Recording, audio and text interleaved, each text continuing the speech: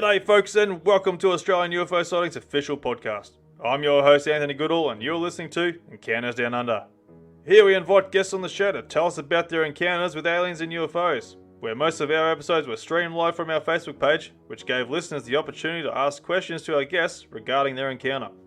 If you have had an encounter and would like to be a guest on the show, please get in touch with us.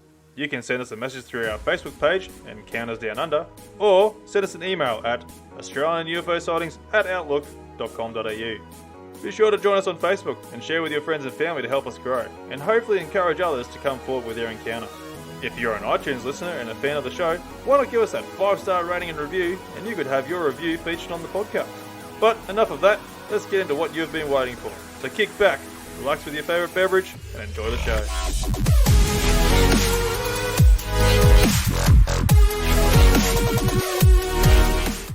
G'day folks and welcome to another episode of Encounters Down Under. We have Jan joining us on the show to talk about her abductions she remembers as a child, as well as the strange objects she had seen, which some could have potentially been following her. She then also goes on to talk about her experiences with the paranormal. So please welcome to the show, Jan. G'day Jan, welcome to the show, great to have you on. Thanks Anthony, good to talk to you. It's great having you on. Thanks for getting in touch with me. It's got me really interested in your experiences there, especially like when you mentioned that you had a bit of a military background. Not that it's to sort of give anyone less credibility on their experiences, but you know, a bit of a military background, so it does give that bit of a higher regard when it comes to experiences there. So if you don't mind, if you just tell us about your experiences there, and I'll let you take the wheel. Okay, thanks Anthony. It started when I was about 3, as in, you know, things that you think you dreamt. And I remember one night I was sleeping on an enclosed veranda at the front of the house. Mum and Dad were at the back of the house in the kitchen. And I don't know what woke me, but I remember someone wanting to take me. Couldn't see who they were, but I went to run through the door to get to Mum and Dad out in the kitchen, and I couldn't get through the doorway. There was like an invisible barrier there. And I tried to get through, and I couldn't. So I started screaming and crying and begging for Mum and Dad to come and help me. They couldn't hear me. I could see them moving around. They were moving past the doorway, but they could not see or hear me. So the next thing I remember is being able to float over the town that I lived in at the time. Just floating over, I could see everything down below. And I, thought this was just great. And then, that happened, I don't know, a couple of times, but it was still terrifying. Each time was terrifying to have to go because I had no control over it.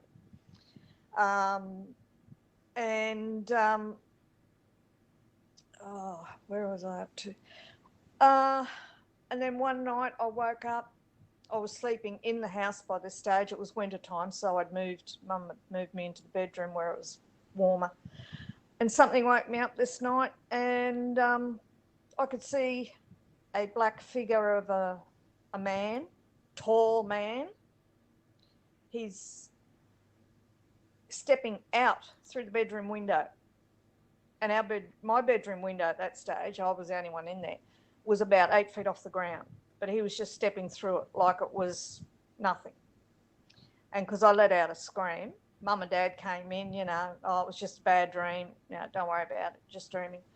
And then another memory I have is of being in a playground in, I don't know what sort of structure it was. It was grey.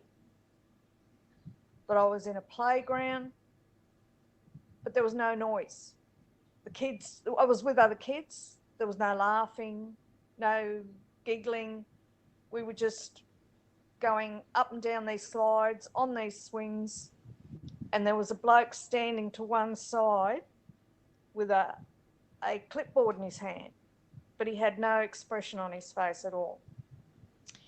And that unnerved me because it wasn't a normal playground that I could relate to.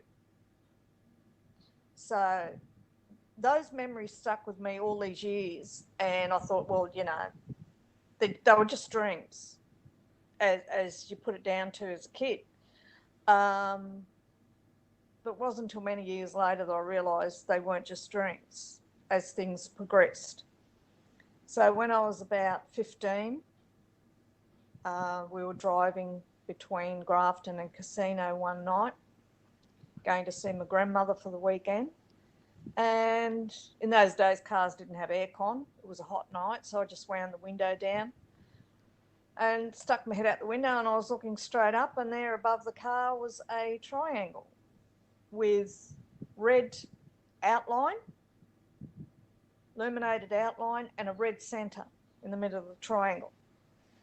So I watched it for a few miles, didn't say anything to my dad. And then after a while, it started to unnerve me because we'd gone probably 10 miles and this thing was still above the car. So I said to my dad, Dad, don't stop the car, but there's a triangle that's been following us for the last few miles. And my mother, who, didn't really see eye to eye with her, wanted Dad to stop the car so they could get out and have a look. And I'm saying, no, Dad, don't stop the car. Whatever you do, do not stop the car. But he did. And I don't know if you know this road, but it's about 80 kilometres of nothing. No houses, no shops, no servos. It's just, there's nothing there. And this was at night. So we got out and we're standing there and we're watching this triangle sit above us. And then just as, we must have stood there for 5 minutes.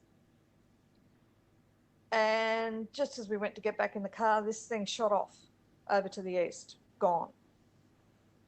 So, we don't know what it was. There was no, from what I can think back, there was no lost time. It was just there and then it wasn't. I don't know how long it had been following us before I saw it, which was the scary part when you think about it. So anyway, moving on to, what was that, 1974. Moving on to 69, going back to 69 actually, we lived on the coast and Mum and Dad and a couple of neighbours were out one night talking, and over the back were the cane fields, sugar cane fields. And they were watching this light come down over the cane fields, and it was just sort of moving a little, backwards, forwards, and then it shot down a beam of light into the cane, and did that a couple of times. And mate, the terror I felt that night was just unbelievable. It just, I just could have got under the bed. I don't know why it had that effect on me, but it was just sheer, utter terror. So, by the time 1974 came around, and that triangle, I don't know what had changed in me. Maybe I was more curious about this sort of phenomena. But nevertheless, stopping to view that object above the car was more than a little daunting. But anyway, moving on to 92, my husband and I went on a camping trip to the Kimberleys, which was something we'd always promised we'd do if we ever got to Western Australia. And this one night we had decided to camp up on a station on a dry creek bed. And it was sandy, and there was a big tree that we pitched the tent under for a bit of extra protection in case it rained, which is highly unlikely. And there was probably a couple of other campers around in vans, tents, up and down the creek bed.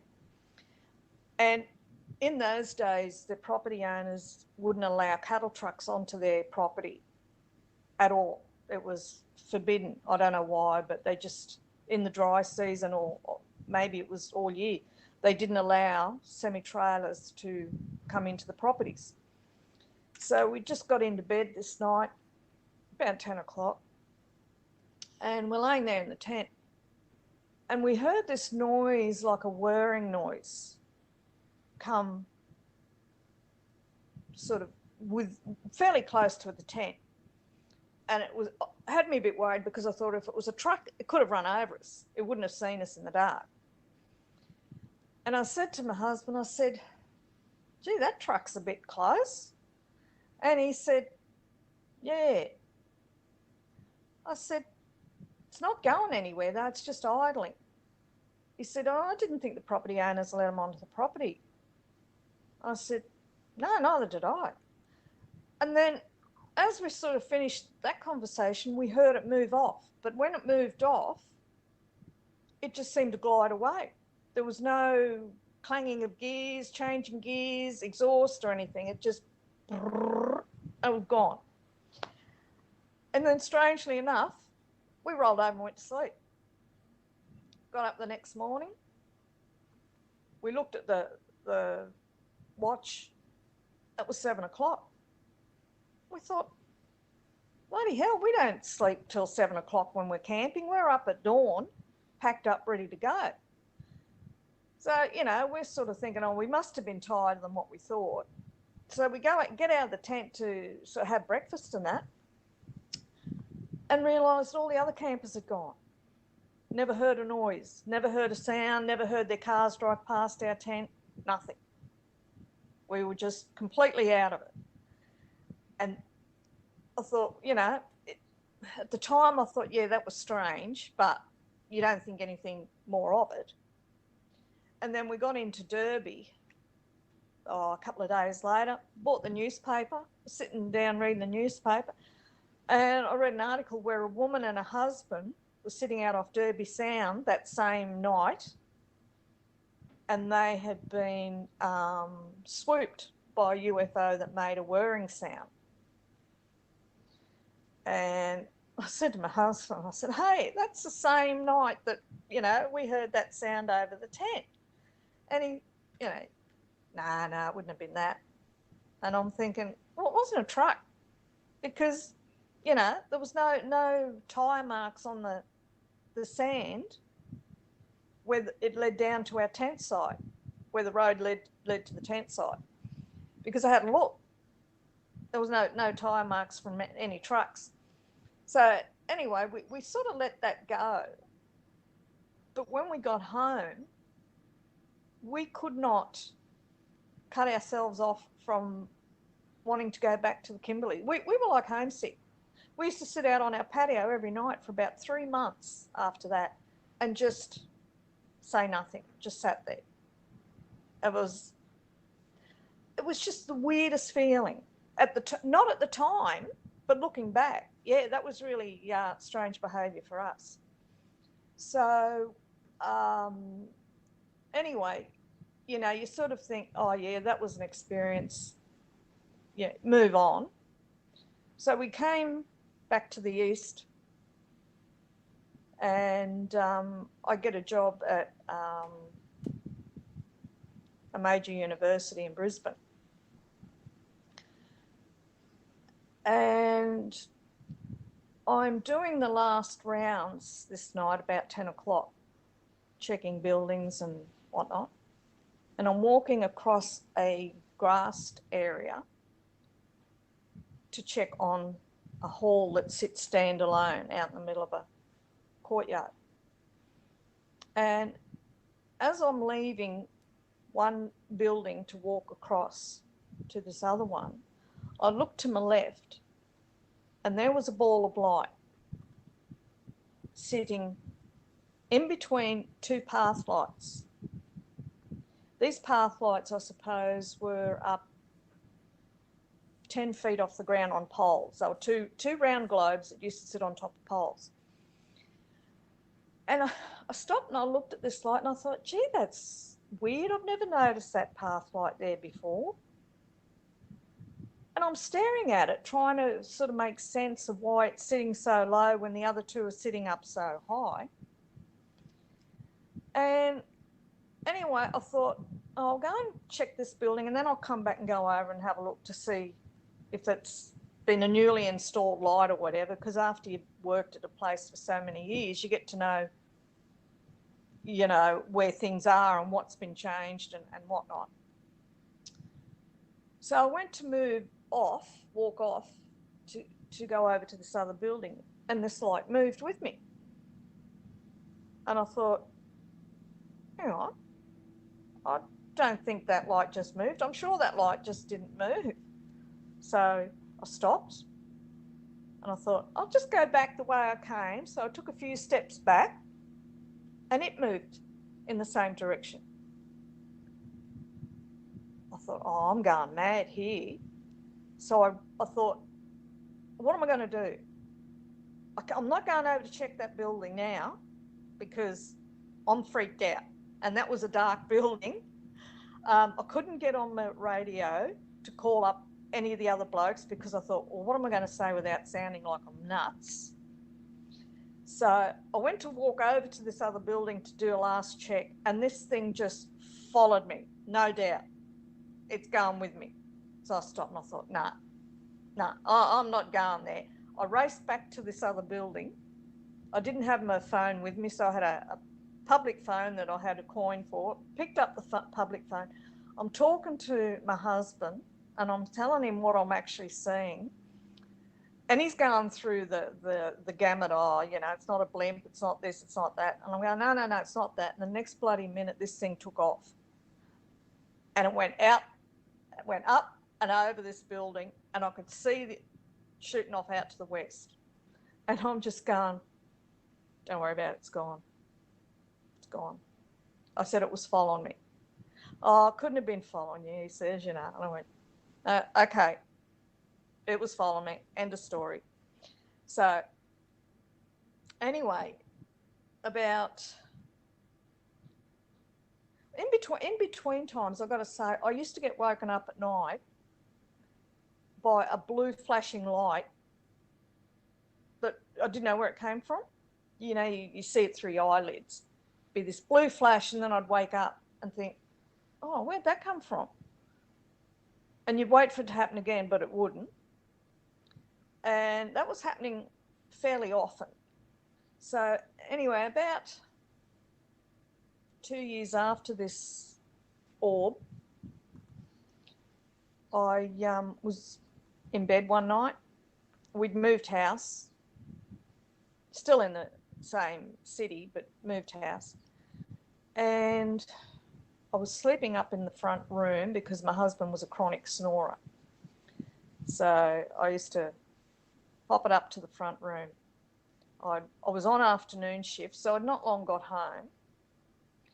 And I was asleep in the bed, and we had bay windows at the front of the house. And I was asleep, and I got woken up by this truck idling outside the window of the house. And we didn't live in a street that was big enough to accommodate a semi. And no one in the street that I knew of drove a semi, but it was a truck idling out the front of the house. So I was laying there listening to this truck idling, and I'm thinking, oh, mate, you know, it's just so annoying. Move the bloody thing and get out of here. And I just sort of went to reach up to open the blinds to see who it was and where they were. And then I heard it move off. And I laid back down and I thought, oh, good, you're going. But because we lived one house back from a corner, I didn't hear it slow down to go around this corner. So again, I'm thinking, what are you doing, mate? You know, just get out of here. And then I hear it come back. So again, I'm reaching up to open the blinds to see who it is. And my whole room lit up in this white light. It was bright. It was hot. It was the most amazing thing. And I could see everything clearly in the room, but out in the hallway it was black. It was complete darkness. So it was just my room that was lit up. And that lasted for a couple of seconds, maybe, not even that long. Then I rolled over and went to sleep. I thought, yeah, I remember thinking, wow. Then I rolled over and went to sleep like, that's the norm. Just like that. But just like that. Yeah. No, having said that, though, the next day it bothered me when I got up. I thought, what the hell went on last night? How could I have gone back to sleep? What is going on? A couple of nights later, again in that same bedroom, I was sleeping with my back to the door and something woke me up, and mate, I was paralysed with fear. It's the only way to explain it. And I was laying there and all I could think of was to say, please go away, whatever you are, just please go away. I couldn't move. It was just utter terror. And it went away. And then I went back to sleep again, you know. So we moved out of Brisbane, came up here, and I got a job at the airport here. And because we live 30 k's out of town, I used to have to leave here at 3 o'clock in the morning to be at work by 4 to start work. And it's an unnerving experience because we live in a locked community. So I'd have to get out at the gate, open the gate, drive through, close the gate, and then on my way. And we live about 10 k's off the main highway. So, you know,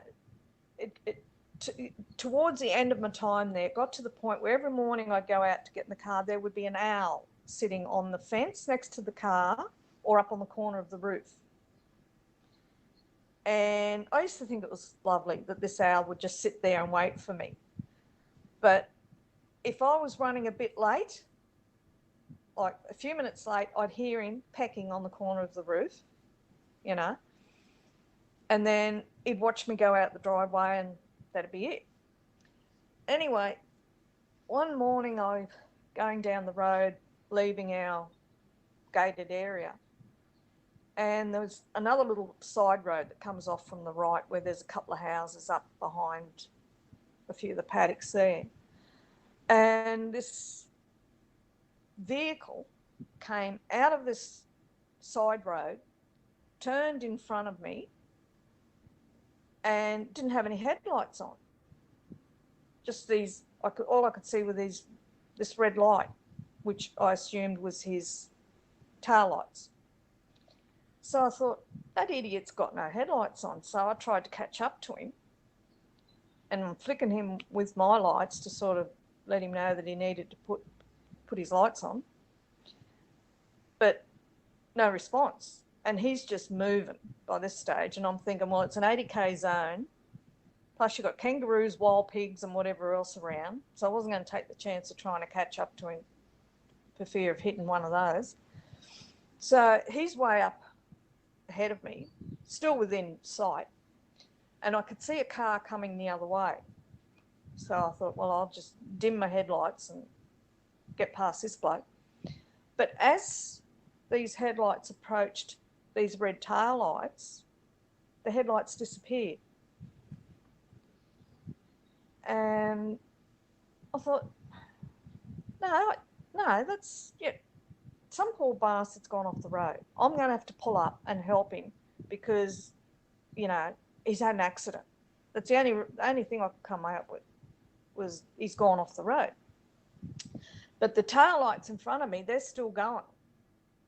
So I slowed down, looking for this car, thinking he's gone off either side of the road. But there was nothing. I couldn't find it. So I caught up to this other set of lights, but they turned left and went down the highway out of town, which I thought was pretty odd for that time of the morning, but, you know. But I still can't explain to you any better than that how these headlights just blinked out and vanished. Because it's what happened. That was pretty much my last experience of strangeness, I suppose you could say, you know. But having said all that, I've never told anyone, never told my kids about it until a couple of months ago. It's just one of those things that, you know, you hesitate in discussing with people that aren't of the same mindset, you know. But I have had paranormal experiences, and they've been a little, I've had good and I've had bad paranormal experiences as well. So, yeah, it all seems to go together, doesn't it? It does. It sort of seems to be throughout time people have been researching on the whole topic of the UFOs there, and they've actually sort of come to the conclusion that there is some sort of connection there between the paranormal and UFO world. So, Yeah, but I yeah, totally understand what you're saying there, like where it's, yes, everyone's sort of keep things themselves, like especially from your time of growing up, you know, it's quite difficult to go and reach out in this sort of experiences. Like you're yeah. saying, like unless people have the same mindset or they had their own sort of experiences where they can sort of relate, they won't talk to about it at all. I suppose, Well, yeah, it's because of stigma attached to it. for me, as a kid, and being so young, I couldn't explain this phenomena. But to me, it was a boogeyman, and that was the only way I could explain it. And I used to sneak into my parents' bed every night and climb down in between them just so I felt safe, that these people wouldn't come back to get me, you know. Maybe that was the reason it stopped. Maybe they were just done with me for the time being, you know. But yeah, you never forget that terror. You know, you stop living it, but you never forget how it terrorized you at the time. And you couldn't verbalize it because you didn't know how. So, yeah, that was pretty scary. But as I've gotten older, I've come to, even though the events have been totally unexpected and out of the blue,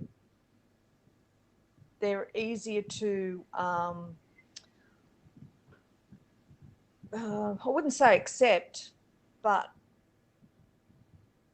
you've got more control of your situation and how you respond at the time, you know.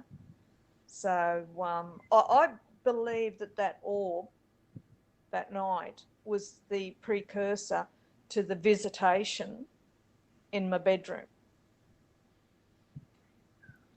Okay. Because I'd never seen an orb before. So and I haven't. Hey, well, hang on, that might not be entirely true, because coming home, I used to work at a Air Force base, and I was coming home one night, 10 o'clock, and as I drove out the gates of the Air Force base, I noticed there was a light up ahead of me in the sky, but, you know, a fair distance away. And I thought it was just, I knew there was no training flights that night, so I thought it was one of the choppers coming back from a run. But when I turned left to go through, a fairly wooded area of land, I suppose this stretch of road would be 8 kilometres long, where the bush and the trees come right up to the edge of the road. I turned left to go through this stretch of bush, and the next thing I know, this light is shining down through the trees at me. And I'm thinking, that shouldn't be there. So I'm in an old Land Cruiser, and this thing was keeping pace with me, not that I was going that fast, but I really started to sort of get a bit frightened, so I started to speed up. And I think I had that old girl up to about 120 kilometres an hour, but this thing kept pace. And the thing I remember most about it was there was no flashing strobes on it as a chopper would have for night flying, because we get them here going in and out quite a bit on training exercises. This one had no flashing strobes, no noise. It was just this light. And as I approached the outskirts of our town, it just veered away. So, I really can't say what that was, but it scared the bejesus out of me. Yeah, I think you'd definitely hear the chopper blades, or the motor and all that sort of stuff, the noise from the chopper itself, Yeah. sort of hovering above you. Like, those things are bloody loud, especially the military ones at that. Well, and that's it. The only choppers they had at that particular base were the rescue choppers. Yep. There weren't any military ones. So I knew the sound that they made, because they've got the big 4-blade rotors on them. This made no sound at all. So yeah, by the time I got home, I was pretty quiet. Yeah. No, I don't blame you. It's one of those things that you can't get an answer to, because it just doesn't make sense. Yeah. No, it didn't. Absolutely didn't. So yeah, but yeah, interesting. Yes, I'm waiting for the next one. We have had occasionally here flashes of light at night. There's no storm, no cloud, nothing. Just a flash of light. And yeah, it sort of is enough to sort of say, oh, did you see that? And my husband will go, yeah. And the power will sort of dim a bit, and then that'll be it. Is it like a flash that's sort of like illuminating the whole area around you, or the house as well, or? I couldn't say for sure if it's outside the house, because we're normally inside the house when this happens. It's happened once through the day, and that's happened once at night. But the source of it is just a mystery. Okay, wow. Just absolute mystery. So, yeah. Yeah, because I'm trying to think like maybe like a meteor or something like that's going like that. Yeah. They get pretty bright, but I don't think there'd be something that bright that it illuminates your whole house or anything like that, and it's usually pretty quick. And I feel like having like constant ones as well. I don't think you get those kind of meteors happening very often. It's quite rare that they get that bright. Yeah, I've heard people talk about ball lightning, but I've never experienced ball lightning, so I couldn't say if that's what it was either. But I did have another experience, a very strange one in this house, just before I started working at the airport. This would have been about 2010. We were in bed one night, and through our bedroom door you can see the kitchen sink. And there was a noise, I heard this noise out in the kitchen, and I sort of rolled over and looked out, and there was a figure standing at the kitchen sink. And I thought, it's my husband getting up to have a drink, so I sort of put my hand behind me. I don't know why, something weird about this figure, and I put my hand back to see if it was my husband. My husband was still in the bed. And I thought, oh, well, who's at the sink? So I sort of had another look, and he was standing there, sort of just looking out through the back window, but he was extremely tall and dark figure. No he wore like a skin diver suit. That's how fitted, the clothing were. And he seemed to have a flat top head. His head was very strange, which was why initially I put my hand back to see if my husband was still there, because I thought, my husband doesn't have a head shaped like that, but this bloke thing had a really flat top head. And again, I rolled over and went to sleep. So who knows what it was. That's strange. Like, did you take any notice of like the I think contours, not the right word, I'm not sure. Like, but just like general shape of the body, like have like length of arms and legs compared to the torso. Yeah, no, I couldn't see his arms. I'm thinking he may have been the same as the one that went out through my bedroom window as a kid, because he was tall, skinny, and had the tight-fitting black, like skin diver suit. Yep. No, I couldn't see his arms, and I couldn't see any profile. It was just the head and the length of the body. And I really don't remember thinking much of anything other than, well, it's not my husband. Who is it? Yeah. I don't even know what he'd done to wake me. I know there was a noise, but I don't know what the noise was. That's very strange. Did you happen to take notice of the one that walked out of your bedroom window? If he had a bit of a flat head as well? No, his head was already out the window. Okay. It was just a bottom part of him that was going out through the window when he woke me. Yeah. Yeah. Wow, because I was sort of trying to like think like, I don't know if you would have heard of the paranormal side of things, like the Hat Man. I'm thinking like a top hat kind of thing going on. But if he's got like a skin tight suit on and instead of the trench coat like I think Hat Man usually has or whatever, but yeah, it's certainly odd why he's got a flat head. I've heard of the Hat Man, and I've also heard of the Slender Man. Yeah. And I'm thinking he was more like the Slender Man than the Hat Man, but his head was abnormally large. Yeah. So yeah, that bothered me for a while, but that's the only really weird experience I've had in this house, and we've been here 15 years. So I'm not looking to have too many more, I hope. We can only hope so. So I just want to go back to when you were driving along. I think when you were 15, you were driving along down to Grafton, I think it was. Yeah. Now, when you drove along that road, I know it's probably like back in the time where probably not a lot of people were travelling, but did you happen to travel past any other cars or trucks at that time? No. So nothing at all. And so no. It's sort of No.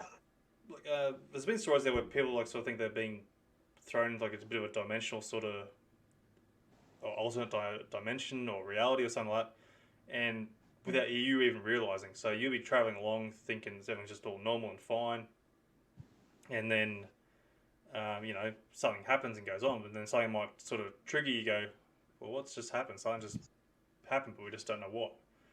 I'm sort of wondering if that might have been one of these cases where you're cruising along and till you've noticed this craft sort of hovering above you, without noticing any other cars, traffic, or anything unusual. This sort of thing happened, kind of thing. Like a time slip. Maybe a time slip, but you said there was no missing time. Did you happen to take notice of the time or anything like that? No, I didn't, Anthony. At 15, I was in a place where I didn't want to be, and that was in the back of that car, going to see my grandmother. I would have rather been doing other things, but no, I didn't notice. And this is the strange thing about all these things. If there is any missing time, I haven't been aware of it other than the campsite at the property, and not waking up at our usual crack of dawn time. That concerned me for quite a while, to be honest. But talking about dimensional time and that, I have had an out of body experience that just blew me away, and that was when I was 22, 23. My brother had been killed when I was 21. Pardon me. And we grew up. We were pretty good mates. And anyhow, one night we were in bed, and I had a 12-month-old and a 6-month-old baby, and my sister-in-law at the time was sleeping out in the lounge room on a sofa bed. So I got up through the night, and I initially thought I was going to the bathroom, but when I got out into the hallway, I turned and went down into the dining area, and my brother was sitting at the table, and I just said to him, "Hey, what are you doing here? We've been worried about you." Just, no emotion. There was no emotion. It was matter of fact. And he just said to me, "Let's have a brew, sis." That was his word for a cup of coffee. So I made 2 cups of coffee, sat down at the table, and we just, I sort of went like this and pointed to my sister-in-law. He said, "Don't worry about her, she won't wake up." So we just chatted, and he said to me, "Don't worry about your husband and the kids." He said, "I'll look out for them." He said, "I've got to go." There was no physical contact, there was no hug. He just left.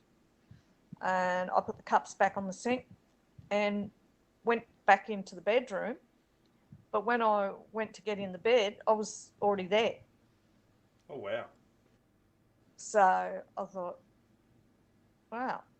Anyway, I laid back down and got up the next morning, and my husband was getting coffee and I was getting the kids sorted. And we sat down at the table, and he sat where my brother had sat the night before in the same seat. And I looked at him and I just went, and I'd completely forgotten the experience. And then all of a sudden it just hit me. And I just looked at him and I went, "Oh, you're not going to believe what happened last night." And he said, "What?" So I told him. And he said, "Oh, he said, you're going to have to go and get help." He said, "You're not dealing with this very well." I said, "No, I'm good. I'm good." I said, "It's okay." And it was only a matter of months later, my little boy was just starting to walk, and he escaped out of his bedroom one afternoon, and my neighbour alerted me to him being running wild out in the front yard. We had no front fence. We were on a main road. I ran out to get him, and just as I was going to run across the road, he was on the opposite side of the side street. He was getting ready to step out into main traffic. Just as he was doing that, I stopped, put my hands over my face, and I prayed, "Please don't let him step out. Just please don't let him step out." I heard the cars go past. I opened my eyes, and he was standing there just looking at me. And I thought, oh my God, wow. He'd have been killed, without a doubt. He'd have been killed. And from that day on, my brother was good to his word. He saved, I don't know how many times he saved my son from his own actions as he was growing up, but he did. And then when we were living in Perth, my husband was in the Air Force. They were going to Albany to do a military flyover for some festival or something down there. And I was again working at Perth Airport, and he'd left, say, on the Thursday. Early hours Friday morning, I woke up and all I could smell was his scent in the room. And it was a very unsettling sort of feeling. And this was probably 3 or 4 o'clock in the morning. So I just sort of threw his pillows off the bed thinking, you know, that's what's sort of unsettling me. But that didn't stop there. By about 5 o'clock, I still couldn't get to sleep because this scent was just hanging in the room. So I got up, got ready for work, got the kids off to school. I couldn't eat breakfast. I couldn't even have a cup of coffee. I felt sick. I went to work and I was doing a 12-hour shift that day. I took food in to eat and that, and I couldn't eat it. And just randomly, this smell would come back. And I think, you know, you try and shake it off. You know, I can't stand it. Just, yeah, it's really unsettling. It's scary unsettling. So this went on for the full 12 hours. I was exhausted by the end of the day. I still couldn't eat, still couldn't drink. Went home, 10 o'clock that night.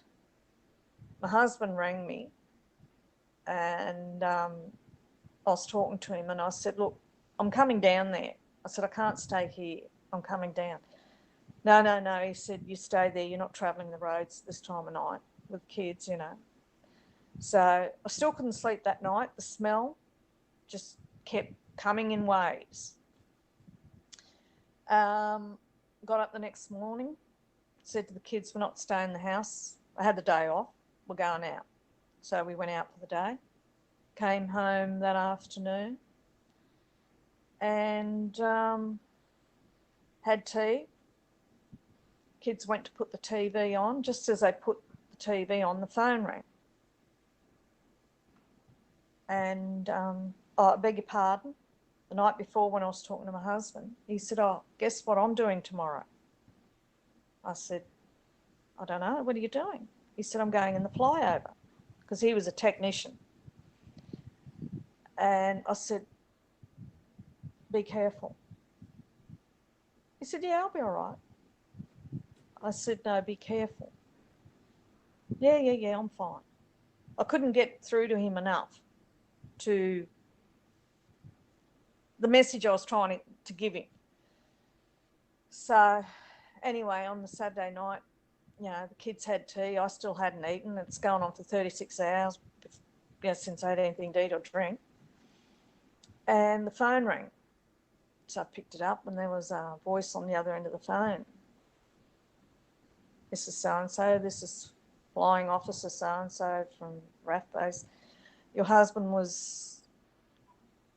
no, there was an incident today and there's been a plane crash. Blah, blah, blah, blah, blah. And I even knew the number of the plane that went down. And I said it was 55, wasn't it? And he said, I don't know. I said, no, I'm telling you, it was 55. So I said, well, where's my husband? If he's okay, where is he? Oh, he said he's, you know, they're being debriefed or whatever. So anyway, with that phone call, everything just went out of me. You know, it was like water being let out of a sink. It's the only way I can describe it. And a little while later, my husband rang and he's telling me all about it. And I said to him, it was 55. You were in 55, weren't you? He said, yeah, I was. How do you know? I said, mate, if I told you, you wouldn't believe me. But I said, when I tell you in future, be careful. I said, just be careful. Because there's a reason why I'm telling you this. Anyway, when he got home the next day, I sat him down and told him exactly what had happened the previous 36 hours. And it spooked him. The colour went from his face, pardon me, and it just spooked him. And I said, well, if you're freaked out by it, think of the 36 hours that I went through. The smell just wouldn't go away. And, the thing was that he was in that plane, but he wasn't in the accident. He got out, someone else got in. There was a pilot error, and plane went in. So, did the passengers survive? Yeah, they both survived. Yeah. So yeah, that stuck with me for a long time, because it made me feel then that any intuition I had about anyone, it was my responsibility then to keep them safe and try and perpetrate that feeling that they have to be careful, because something's wrong, but you don't know what or when. So that really spun my wheels. That would have been like a really incredible emotional time for you, like especially after like losing your brother Yep. and having the out of body experience there, like especially like not long after, and this whole thing just happening to like a big chain. That would have been really stressful and emotional. The emotion was when he was killed. That was highly emotional. The out of body experience was a reassurance that there's more to this life. They're gone, but they're not gone. They're in another dimension, so they can be right here beside you. They're a higher intelligence because they're above earthly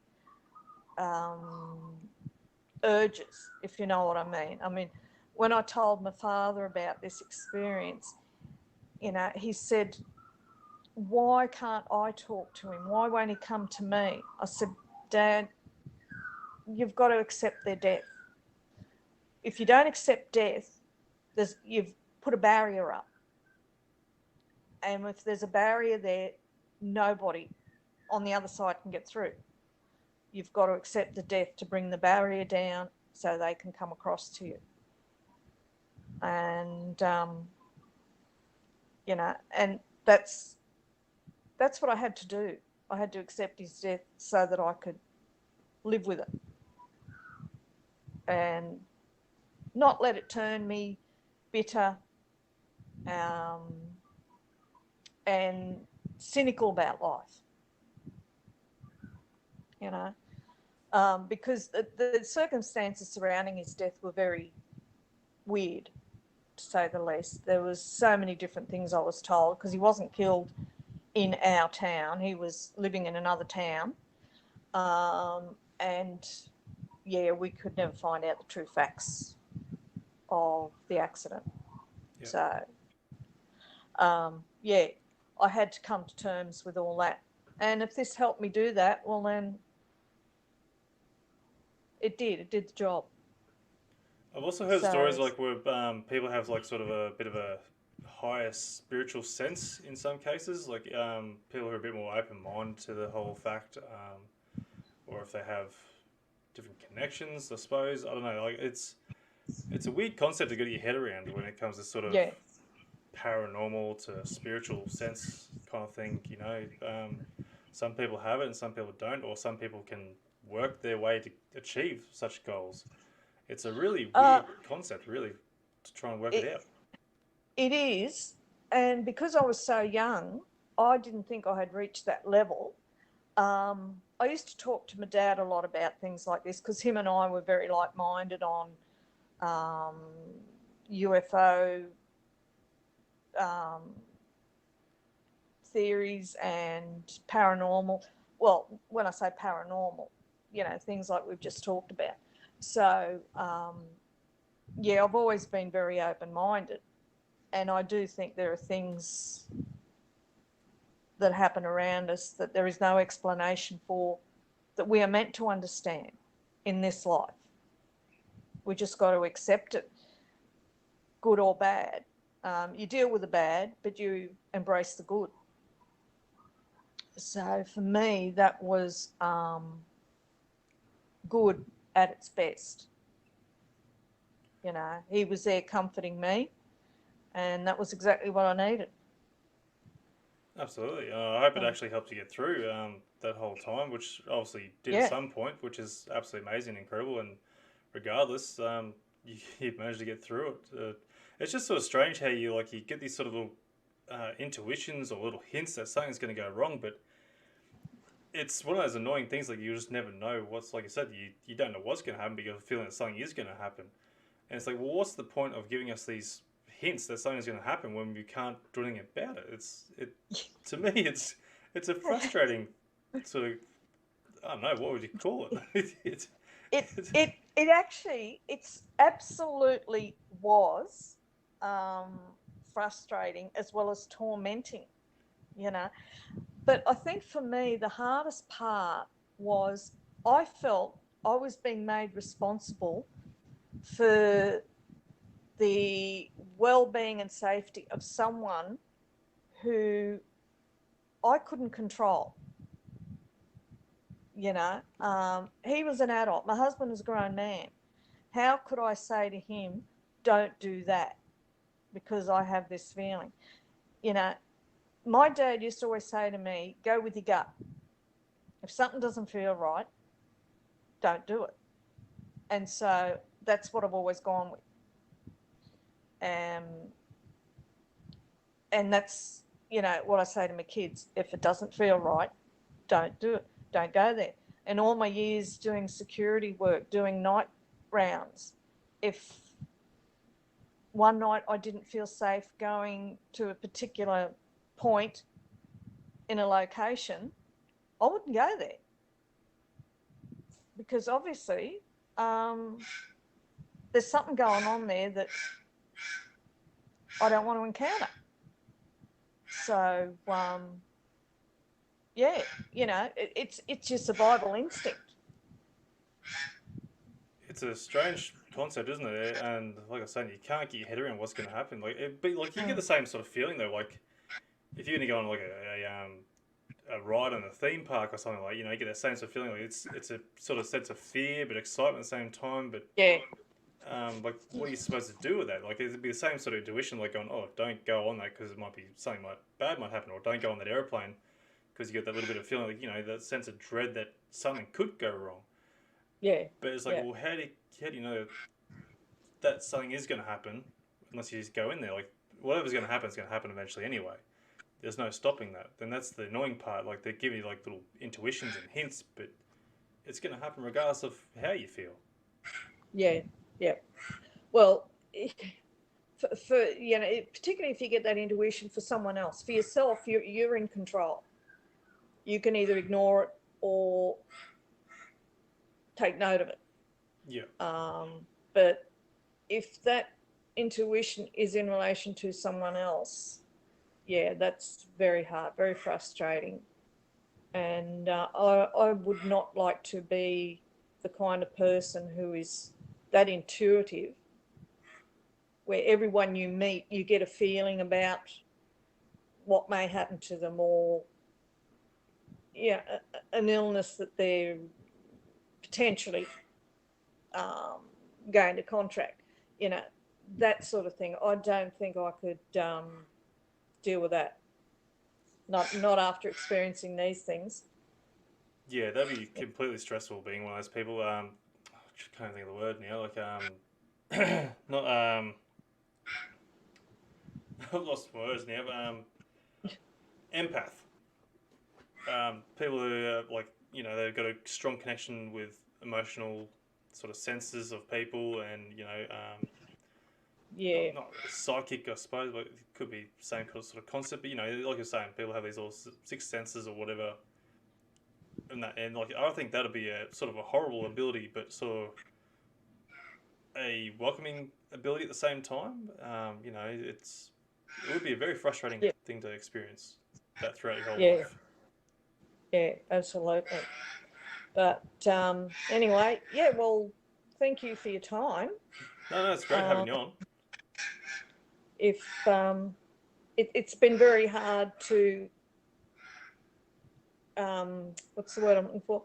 Keep everything in chronological order because it's over such a long period of time. Yeah. You know, I'm 63. This has been going on, you know, over my whole life. So there's virtually 60 years to try and conjure up these um, memories that you tend to push down for so long. Yeah. You know, it's and it's been amazing because I belong to a group of women who have all experienced paranormal and UFO experiences. And I found talking to them, I've been able to remember a lot more of past experiences, which has been surprising. And for instance, the one where I was in the playground with the other kids, I had forgotten that one until I was talking to one of the other women, and she brought up something about seeing a man standing there with a clipboard. I thought, how bizarre. You know, I wonder if she was one of these other kids that were in the playground that I was in at that time. Yeah. How would we know? Was this the same place? Was this the same time? Were we having a shared experience? You know, it's just amazing when you try and make sense of it, It is, yeah. but you never will. No, unfortunately. And like, I know you're running out of time there Yep. for yourself there, but just a couple of questions here. Like, Yeah, especially with the playground there, like, was it like a normal sort of environment, like as if like you no, would be in a park, or was this like just a playground in the middle of some weird room? no, it wasn't in a park. It was in a structure. That's the only way I can describe it, Anthony. It was a grey structure. Um, and the strange thing about this structure was there was like a petition around the playground where the slides, and that's the only thing I can really remember being there with these slides. But around the petition, there was people walking, moving about, but they weren't talking. They were just walking to and from wherever they were going. And the fellow with the clipboard was standing off to the side of the slides with the clipboard. Can you describe the people Uh, at all, or the they were beings? all wearing the same outfits, grey. There was males and females, but there was no talking. Yeah, so they sort of pretty much look like a normal human being. Uh, yeah, yeah. But they're all wearing grey suits, men and Okay. women. Yeah, so you obviously, yeah, you Yes. can obviously see the differences between the male and female genders, but just not a real Only lot in of their difference. face. Okay. Only in their face. Not. They were all dressed in suits, pants, and coats, Yep. but they were all very stoic. There was no expression on their Yep. faces. They have hair as well, or No, no. okay. Didn't have hair. They had no hair. They were bald. That's Just amazing. So, wearing grey. but still, a bit. Yeah. Okay. I'm just trying to work it. Like the same sort of features like as the classic sort of grey looking beings, or maybe a little bit slightly different. I don't know, Anthony. I didn't take a lot of notice. That's okay. I remember thinking, this is weird. This is Yep. not a normal playground, and I didn't want to be there. Yep. You know, I don't know how long I was there. No one talked to me. I didn't talk to anyone. It was very mechanical, the whole thing. You know, the kids, the way they moved, the people outside, the petition, it was all very mechanical. It's So strange as well, like trying to work out what they're trying to study there. Like it's yeah, are they trying to work out like how kids go down a slide or something? It well, raises so many talking questions. talking to one of these ladies in this group, she said to me, and she probably hit the nail on the head. She said, "You were their toy." Okay. And I thought, well, maybe we were, you know. Um, the way they came and took me out of the house was like, yeah, you're going to come with us. Yeah, you know, whether you like it or not, you're going to come with us. Oh, but while we've got you, here, look, we'll show you how to fly. Isn't this fun? You know, it was a trade-off. But yeah, you know, it was, when you look back, it was bizarre, but I suppose it was a trade-off for a 3-year-old Yeah. to get them to do what you want them to do, particularly one that objected so loudly like I did. Yeah. But yeah, maybe we are their playthings, even as adults. There's a Who lot of knows? things that go on. Hey, did you find any markings on your body at all during No, after this or as you're growing up? Nothing strange or unusual. no, no. I have, I have always had a lot of blood issues. Yeah. You know, with my blood, anemia, too much iron, not enough. Um, After my son was born, they found I had issues with my blood that could have affected his development, which lucky enough it didn't. And 3 years ago, I was diagnosed with 3 types of lymphoma, Oh. plus another rare blood disorder, which my specialist said to me, you really are out of the, yeah, this is such a rare event to have all this happen in one person. So, needless to say, I haven't discussed any of this with him. But yeah, I don't know if that's all related. All I do know is that the lymphoma is related back to radiation, whether it be from working at airports near X-ray machines or exposure to, you know, abduction issues.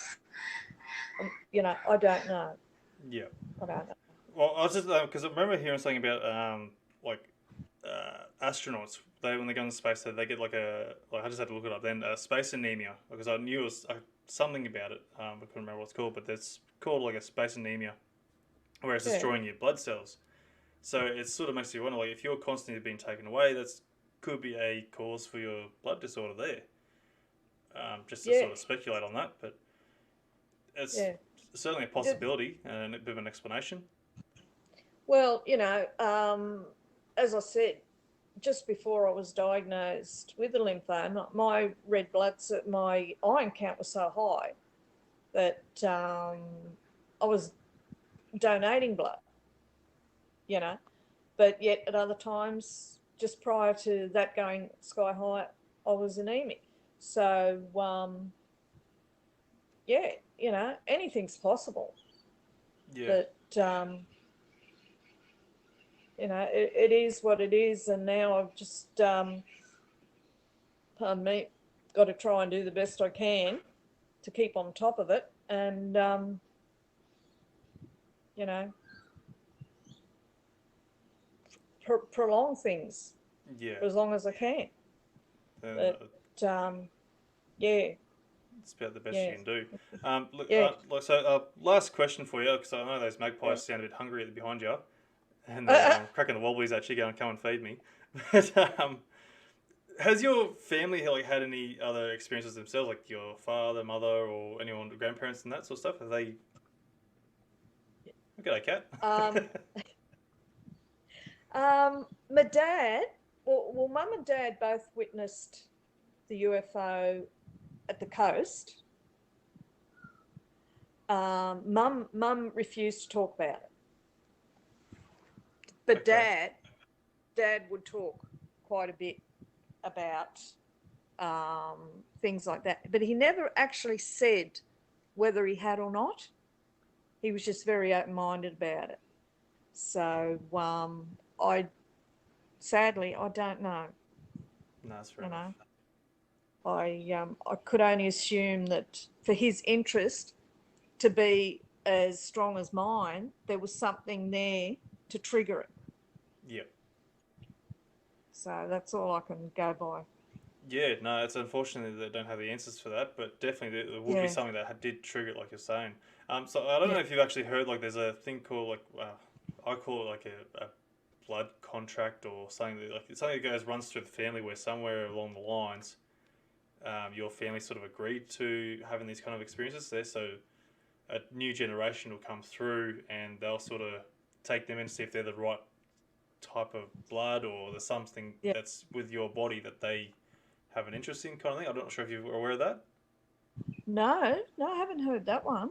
Yeah, it's a different one. It's unfortunately, like you're saying, like they just take you and you got no choice. And I think that's what makes it worse.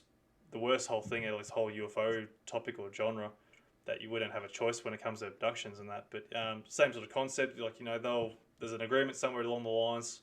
Not sure how, where, or how beneficial it is to the person, but um, yeah, apparently there's some sort of agreement there where they'll just go through your bloodline along the generations and they all have experiences.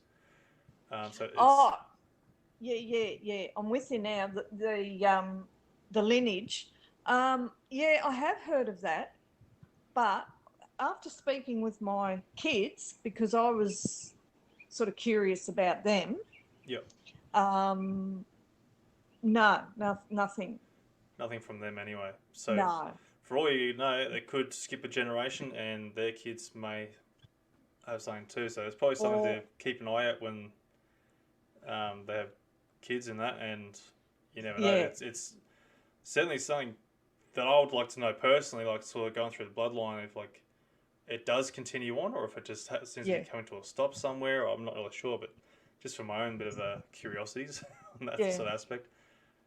yeah. Um, No, I have thought about my kids, and when I spoke to my son about it, he just a couple of months back, I think I really spun his wheels because he never had an inkling yep, that that had happened. And same, my daughter was a little more open to it, yep, but she believes that anything's possible. But yeah, my son was a little bit more closed off about the idea. So yep. yeah, maybe it'll stop with me, Anthony. I hope so, because you know, um, it can be scary. Oh yeah, definitely. It can be scary. And I think that's what So the scariest part is because we don't have a choice in the fact that this happens.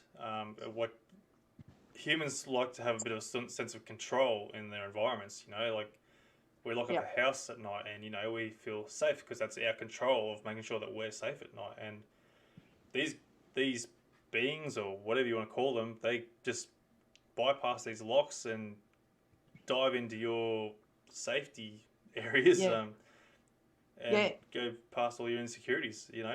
And it's very traumatic. And that's exactly it. You think your home is your safety net, but it's not really. No, It's just your own perception. and I think the other scary part too is like as you were saying when you were a kid there, like you were awake trying to get to your parents there and trying to run through it, but you couldn't get through this sort of barrier. And it's like that's a breakthrough in control, like breaking the control that you can have, Yeah. where they can just separate you regardless of how much you try to fight it. That's Well, and crazy. that um, that experience actually brought on separation anxiety for me when I started school. So I was just not one to leave the house to go to school. I hated it, and anything that separated me from my parents was just utter terror. And I don't know if it was because I thought something might happen to them or that something might happen to me. You know, my little brain at the time couldn't make sense of that fear. It was just there, the separation fear. So, and, you know, maybe on the other hand, I thought, well, Mum and Dad didn't protect me when those things were taking me. So what hope have I got of feeling secure? Yeah. You know? So, yeah. Like, even when you were saying, like, I'm probably putting a bit of probably thought or fear into you, but like, even when you're saying, like, you climbed into bed there to go and climb with your parents and sleep between them for a bit of safety thing, like, there's stories there where people have been laying there awake and trying to shake their partner awake or anything, like, but they still won't wake up. And, like, even then, you still, even though you think you're safe between your parents and that, it's still a strong possibility that you still could have been taken. You just don't know. Well, you know, that's true. I have heard of that. Luckily, at the time, I was too young to know about that aspect. But, yeah, you're right. If they wanted to take me there and then with Mum and Dad there, they would have. Yeah. Absolutely. But I can't remember it happening. But whether I actually slept in that bed for weeks or months with them, I can't remember. There's just no time frame there. Yeah, it probably would have been easy for them to go and take you too, because like you were a lot more calm and feeling a lot more safe, and so they were able to go and jump into those boundaries there where you're not on guard or something, you know, and just make it a lot easier for them. So you never know, but just putting in fear for thought there. Yeah, absolutely. But no, it's been really good talking to you, Anthony. No, look, it's absolutely wonderful having you on here, because like having you on here also, like you're saying, like talking about these experiences, it jolts back more memories of people who listen to the podcast, and you know, a lot of things go missing or repressed, and you know, it's a good jolt, and like people like yourself coming on the podcast to go and talk about your experiences there, it opens up the whole entire world to what is actually happening there, the realities of things that do happen. Like as much as scary as it is, in its own in sense of reality, but you know, the reality is there. Exactly. Yeah. No, look, I'll keep you posted if anything else takes place. Yep. But yeah, it's been quiet for a while, so let's hope it stays that way. Leave you alone. Let you live your good old days. Yeah, now let me enjoy my retirement. Enjoy it in peace. Again, look, thank you very much for coming on the show. It's absolutely fantastic on you and talking about your experience there. It's an absolutely amazing experience. And, all right, thanks, Anthony. It's good as I'm glad it wasn't an overly fearful one. There's been some scary ones there before, so I'm glad it was a bit more of a lower end sort of scary one. But anyway, again, thank you very much for coming on. Thanks, Anthony. Thank you very much. Bye-bye. See ya. Bye. And that will do it, folks, for this episode of Encounters Down Under. I hope you enjoyed the show, and remember, you can also get involved in the show by joining the Facebook page and getting in on the live streams. Also, please be sure to share with your friends and family to help us grow and potentially find our next guest on the show. If you or you know someone who has had an encounter, please get in touch with me through our Facebook page via Messenger or email at australianufosighting@outlook.com.au. I look forward to seeing you on the next Encounter Down Under. Hooroo!